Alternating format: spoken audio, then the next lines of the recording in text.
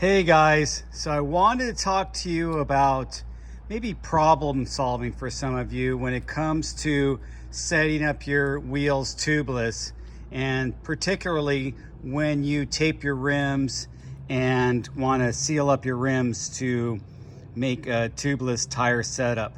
Now, one thing is some rims are just really too outdated and won't do this very well.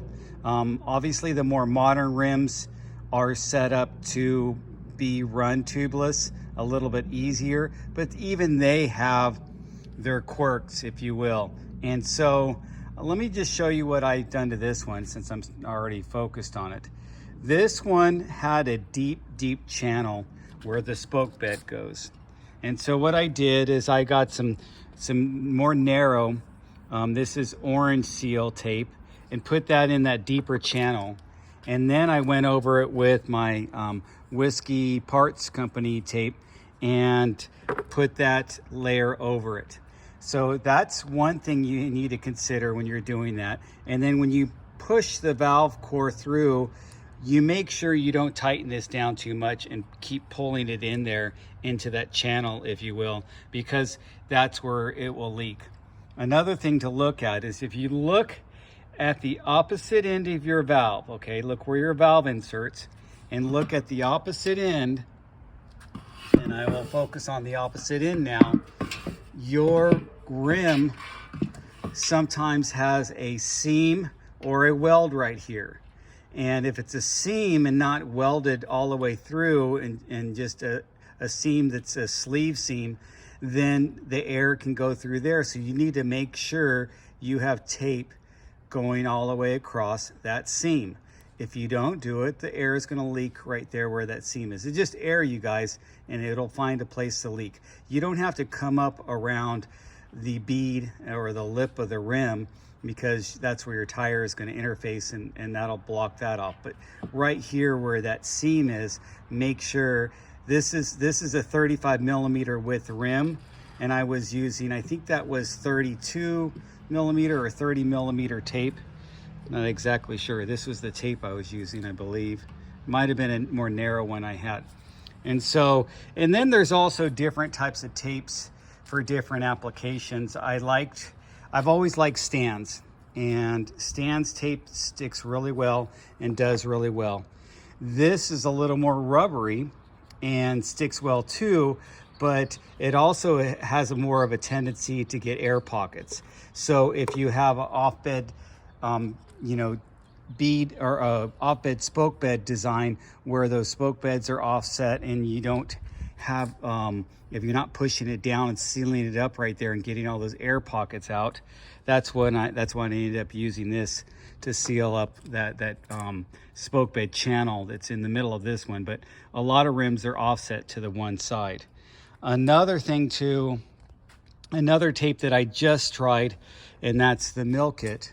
And I'm going to tell you a little bit about the Milkit. Milkit is a new type of valve core or valve stem with an interesting valve core that is a one-way valve. So, sorry, why isn't that focusing? There we go.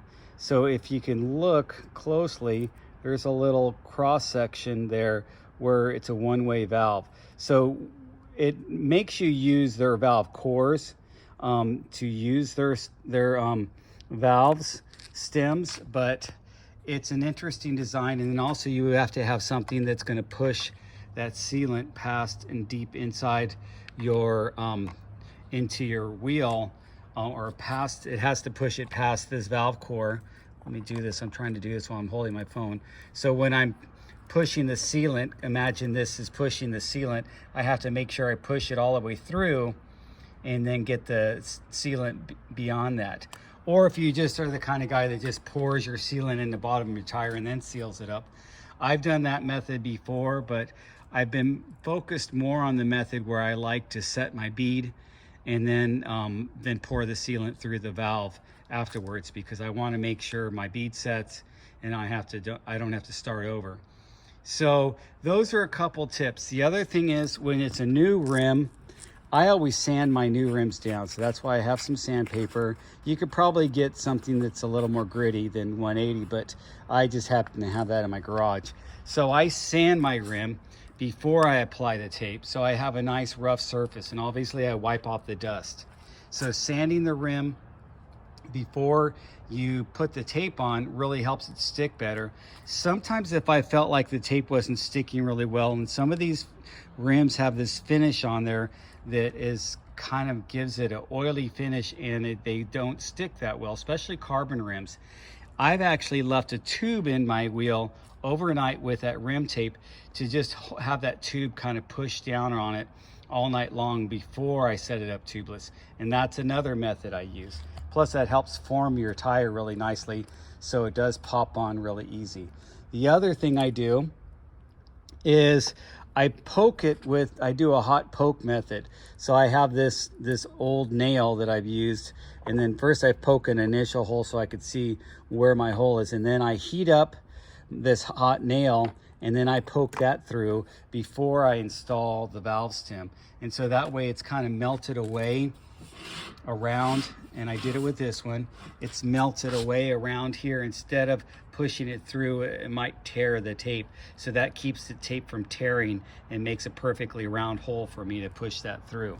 So those are a couple tips and tricks that I like to do when I set up my wheels tubeless.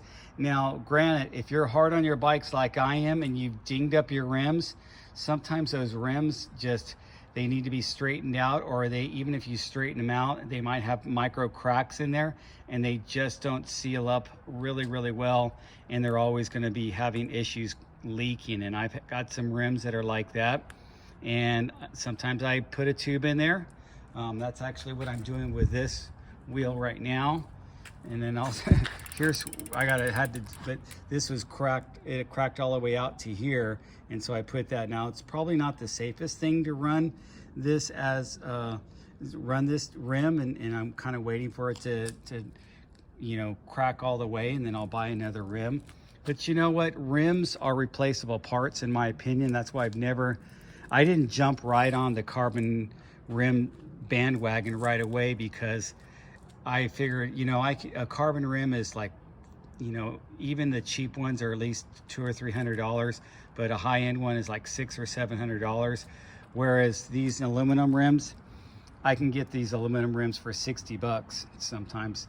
So, you know, do the math. You can end up replacing your aluminum rim half a dozen times for the same price of one carbon rim.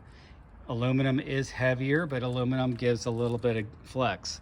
So, you know, those are some considerations. And then the last thing about tires, when you do have difficulty setting them up tubeless, having a cush core, and I give you two cush core examples. This is the lightweight XC cush core that works for smaller tires, like maybe a 2.3, 2.4 tire, and then this is for the wider tires that I run, the 2.6 and the 2.8 tires, because this side of this cush core is pushing against the side of the tire and then kind of pushing that tire out to make sure it seals up next to the bead, and that helps out a lot for making your tire seat up and seal up tubeless.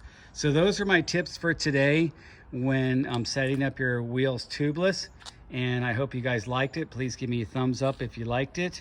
And if you have any questions, please feel free to ask questions and leave it in the comments below. And if you need a link for something, please leave that in the comments below too. I'm always looking for sales and different things, so I will be happy to share a link.